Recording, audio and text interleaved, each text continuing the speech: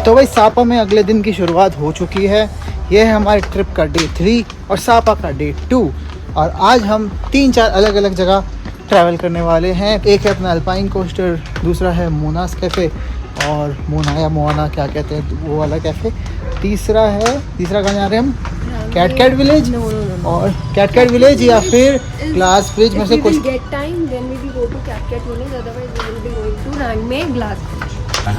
ये ट्रांसलेशन में बातें चल रही हैं, बार्गेनिंग चल रही है। 3 जगह घुमाने की कितनी बात चल रही है। भाई मांग रहे 1 मिलियन मतलब 3300 रुपये सब पास की जगह घूमने के लिए। हम 2000 रुपये मतलब 600 के डाउन में फाइनल कराने की कोशिश कर रहे हैं।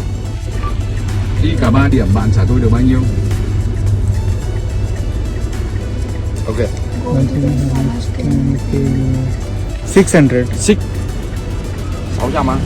फाइनली भाई अपनी डील क्लोज हो चुकी है। एक ही बार्गेनिंग में हमने 600 के डाउन बोले। अब एक बार मैं मान गया ना तो मेरे को तब रियलाइज़ हो रहा है कि हमने तब भी ज़्यादा ही दिए हैं इसको। वो सोचा अगर हम मान गए होते 1 मिलियन डाउन में तो भाई कितना ज़्यादा हो जाता। बट अब सही दिया है कि चलो ठीक है। हम धूप वगैरह भी हो रही थी और हम लेट भी थे और बेटर है कि हमेशा मतलब पैसे नहीं देखे जा सकते, कभी कभी टाइम के हिसाब से आपको कन्वीनियंस भी देखनी होती है। हम लोग घूम रहे हैं, इतनी धूप है बाहर और हम ऑलरेडी लेट हैं। दोपहर के 2 बज चुके हैं, 6 बजे तक सब बंद हो जाएगा जो हमें जगह जानी है। तो हमें जल्दी जल्दी कवर करना है। तो लोकल बंदा अगर घुमाता तो ज़्यादा बेटर रहता है और गाड़ी भी ऐसी भी चल रही है तो क्या दिक्कत है। और मैं तो यहाँ बताया ही है वियतनाम में आपको कैब वगैरह सब क्लीन और साफ़ सुथरी कैब मिलती है।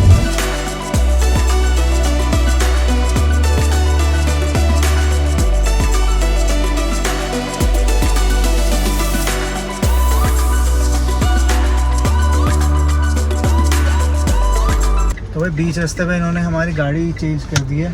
वो कह रहे हैं कि कंपनी कार में आ जाओ, ये कंपनी कार है और जो वो लेके आए थे डील अपनी वही रहेगी बट बस गाड़ी चेंज हो गई है। भाई इस भाई साहब को थोड़ी सी इंग्लिश आती है, मतलब जितनी आती है ना वो काफ़ी ज़्यादा लग रही है अभी तो हमें, क्योंकि इतनी मिलती नहीं है भाई। 2-3 शब्द ही बोल रहे ना वहाँ कितनी कम्फर्ट जोन बन गया कितना।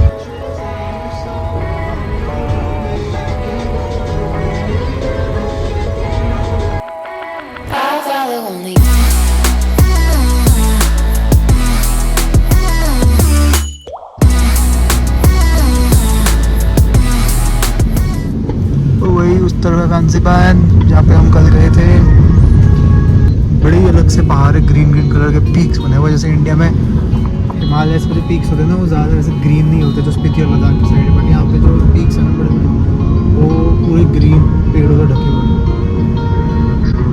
बट शायद मुझे लगता है कि अपने वहाँ वाले पहाड़ और ज़्यादा बड़े होते हैं। तो वही देखो ग्लास ब्रिज आ गया अपना, और ग्लास ब्रिज। भाई हल्की हल्की बारिश स्टार्ट हो गई है और हमारे पास 2 रेनकोट थे बट गलती से हम सिर्फ एक ही रेनकोट लेके आ गए हैं इस बैग में। आगे होटल में जो बैग है उसमें पड़ा हुआ है। सबसे बड़ी दिक्कत ना यहाँ पे लैंग्वेज की है। अगर लैंग्वेज वाली प्रॉब्लम ना हो ना तो बाकी सब कुछ ठीक है। यहाँ पे सब कुछ बढ़िया है, एक्सपीरियंस सब कुछ बढ़िया है। अभी मेरे सामने का नज़ारा देखो, ये हम ग्लास ब्रिज पहुँच चुके हैं। ये है ग्लास ब्रिज का टिकट ऑफिस, यहाँ पर टिकट्स वगैरह लेने के लिए है और कितने सारे टूरिस्ट आ रखे हैं। और हो सकता है आप लोग ये भी सोच रहे हो कि जब ग्रैब ऐप वगैरह और ऑनलाइन बुकिंग के कई सारे ऑप्शंस होते हैं और वहाँ पे स्कैम होने के चांसेस भी कम होता है, तो फिर भी हमने ऑफलाइन कैब क्यों बुक करा, क्योंकि हमें एक कैब चाहिए था पूरे ट्रिप के लिए जो 3-4 जगह हमको एक साथ घुमा सके। हमें कोई झंझट नहीं चाहिए था बार बार कैब बुक करने वाला, इसलिए बेटर था कि हमें एक ऑफलाइन कैब बुक करें। और कैब मिलना ना वियतनाम में कहीं पे भी मुझे तो अभी तक यही लगा कि बिल्कुल ही मुश्किल नहीं है। हर सेकंड, हर 2-3 सेकंड में आपको कोई ना कोई कैब दिख ही जाती है। हाथ दो बंदा रुक जाएगा और बस प्राइस बार्गेन कर लो, तुम्हारे हिसाब से प्राइस ठीक मिल जाए तो बढ़िया है। करने को तो हम ये भी कर सकते थे कि ग्रैब ऐप से ही कैब बुक करके उसी बंदे को बोल दे कि भाई 3-4 जगह घुमा दे, बट उसमें भी फाइनल डील तो हमें ऑफलाइन ही करनी पड़ती। इसलिए बेटर था जो मिल रहा है हमने उसी में ही बार्गेन करा और एक ठीक ठाक प्राइस में हमने ये कैब बुक कर ली। भाई ग्लास ब्रिज जाओगे देखो यार, खाने पीने के और शॉपिंग के ऑप्शंस कोई कम नहीं है। अच्छी खासी यहाँ पे देखो, ये चिप्स वगैरह यहाँ कुछ खास होती है, सोवेनिर्स वगैरह भी रखी है अंदर। और ये रहा ग्लास ब्रिज। देखो भाई हमने अपनी कॉफ़ी ले ली है, कॉफ़ी लैटे, और इन्होंने अपने हिसाब से बहुत अच्छी शुगर डाली बट वो भी हमें कमी लग रही थी तो हमने इसके ऊपर और चीनी डलवाई है। मतलब मैंने नहीं डलवाई, इनको ज़्यादा चीनी चाहिए होता है। सही है, बहुत गुड है।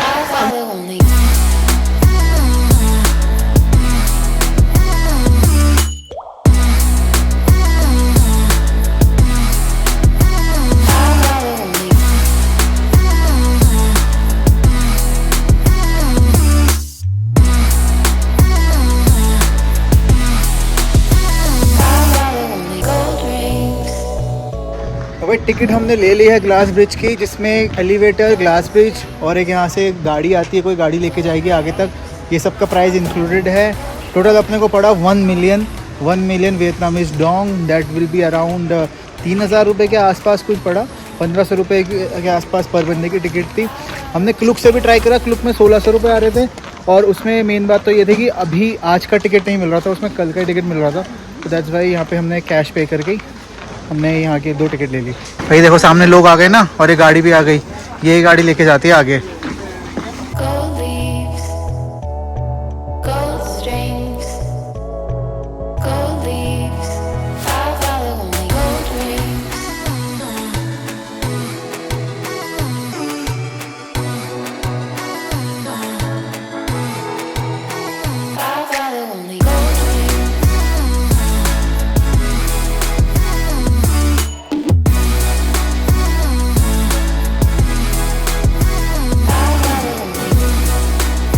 भाई बस 30 सेकंड की ये कैब सर्विस थी, मुश्किल से 30-40 सेकंड लगे होंगे और हम पहुंच गए।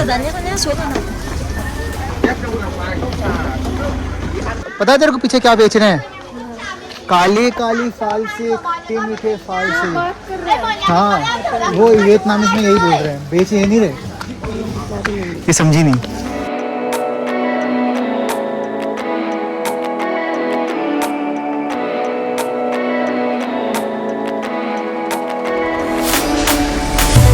वहीं यहाँ जब टिकट पे जो कार्ड मिला ना वो वापस नहीं मिलता, वो उन्होंने खुद ही टैप करके रख लिया वहीं पे। चिकन की बदबू और घुसते ही बड़ी ही ना सड़ी हुई फ्लैश की बदबू आ रही है। चिकन भी नहीं है, कुछ तो और ही है।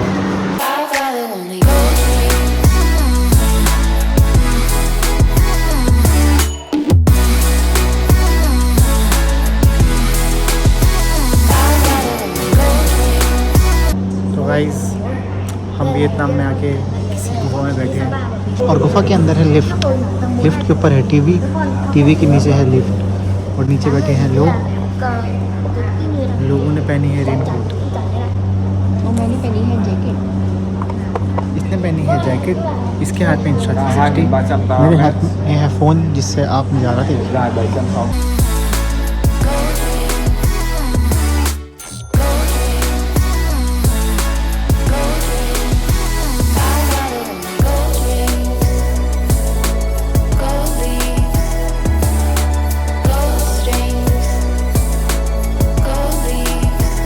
फाइनली पहुंचे ग्लास ब्रिज पे। हाइट तो देखो काफ़ी ऊपर है, बादलों से भी ऊपर आ चुके हैं हम लिफ्ट से ही सिर्फ। और इस बार हमें कोई केबल कार नहीं लेनी पड़ी ऊपर तक आने के लिए, उस लिफ्ट ने ही पहुंचा दिया हमको। और ये देखो यहाँ से ग्लास ब्रिज स्टार्ट हो जाता है। आ गए भाई, आ गए ग्लास ब्रिज के पास आ गए। यहीं से नज़ारे ले रही है क्या तू? भाई हवा चल रही है मस्त।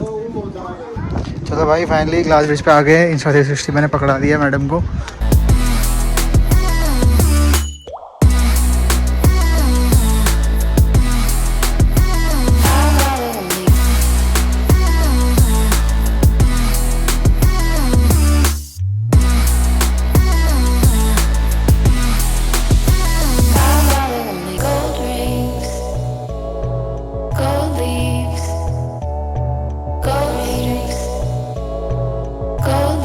ये देखो भाई अमृता कर रही है एक्सपीरियंस, कितना नीचे है खुद ही देख लो भाई। थोड़ा सा तुम्हें डर लग जाएगा। और अच्छा इतना कोई स्कैरी नहीं है, क्योंकि पता ही है तुम्हें कि तुम ग्लास पे चल रहे हो और इतना बड़ा वो चल रहा है, but visually definitely it is scary. Guys I will show you the view. Sorry इनके बस की नहीं है। वैसे तो मेरे को भी बहुत डर लग रहा है, क्योंकि वो नीचे देखने में एक्चुअली बहुत ज़्यादा डरावना लग रहा है। नीचे वाला ब्रिज अभी इतना क्लियर है नहीं, बिकॉज आई डोंट नो इन्होंने मेंटेन नहीं कर रखा है क्या ग्लास को, इतना क्लियर नहीं लग रहा। होपफुली आगे वाला जो ब्रिज है वो थोड़ा ज़्यादा क्लियर हो। आंटी देखो साइड में खड़ी हो गई, आंटी को लग रहा है डर। भाई देखो ये है डेंजर जोन, ये सेफ जोन। वहाँ सेफ जोन पे आ गए हम। कितना सांस से आ गई मेरे को।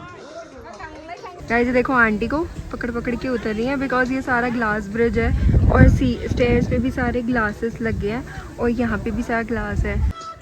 ये ब्रिज ना देखो खत्म ही नहीं हो रहा है, ये आगे तक जाया जा रहा है। वो एक और पॉइंट है जो हमें ऊपर दिख रहा है, ये सीढ़ी चढ़ के जाना है। और हम देखो अभी इतना दूर खड़े हुए हैं। एक्सपीरियंस तो अच्छा है यहाँ का, बट एक ही दिक्कत है, ग्लासेस जो है ना इतनी क्लीन नहीं है। ये देखो पूरा एकदम क्लियरली नहीं दिख रहा। अगर ये क्लियर दिखता होता ना तो भाई और डर लगता।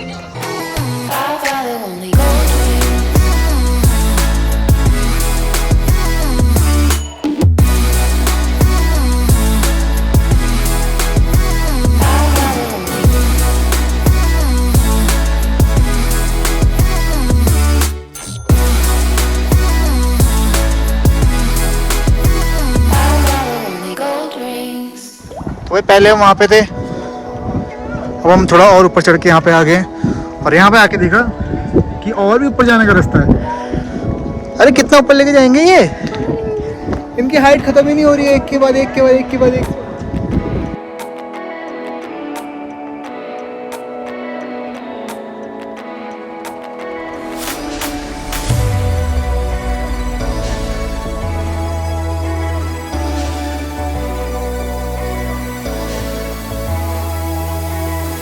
वही ग्लास ब्रिज तो वहाँ पे ख़त्म हो गया है, बट अब ये कोई नया ट्रैक का रास्ता स्टार्ट हुआ है। इसकी कोई अलग से टिकट विकेट नहीं है, उसी टिकट प्राइस में इंक्लूडेड है।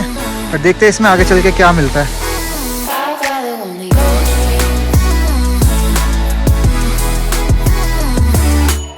जब ग्लास ब्रिज क्रॉस करके आओगे ना, पीछे ये ब्रिज दिखेगा, ये भी एक एक्टिविटी का पार्ट है जो 150,000 डोंग का पड़ता है। अरे भाई चढ़ते चढ़ते बोलने में ना हालत ख़राब हो रही है।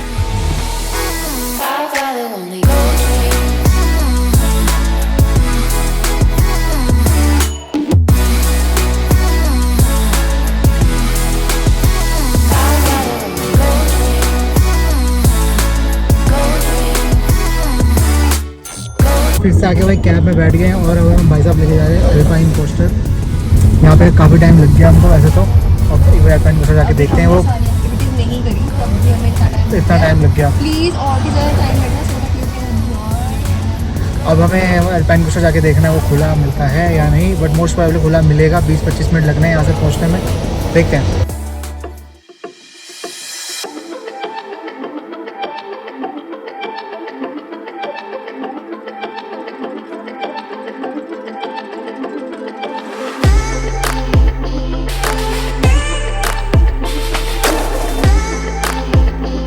भैया पहाड़ों की रोड पे 3 लेन की रोड चली हुई है, 3 भी नहीं, 1 2 3 4 लेन की रोड। ये देखो 1 2 3 और इस तरफ एक और है 4।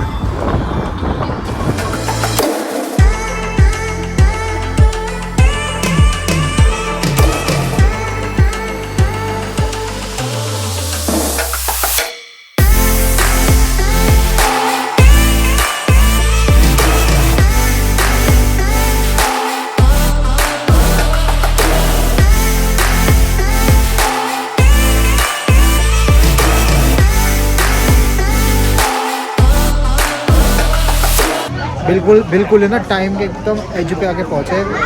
थोड़ी देर में ये बंद होने वाला है इनका टिकट काउंटर। टिकट तो ले लिया है, बट राइट तक की ये लाइन देखो कितनी लंबी लाइन है भाई। पर पर्सन की टिकट तो यहाँ 200,000 वियतनामीज डॉन की है।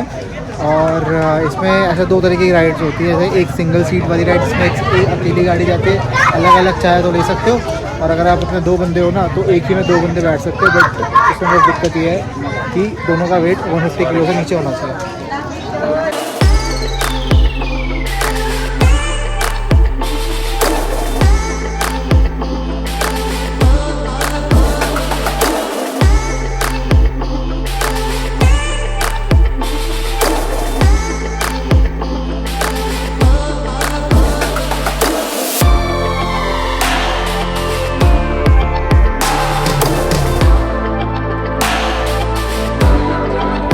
ये देखो भाई, ऐसी कुछ गाड़ियाँ होती हैं, स्पीड अपने आप करती है। इस साइड में 2 लीवर्स है ना, इनसे बस ब्रेकिंग होती है, ब्रेकिंग।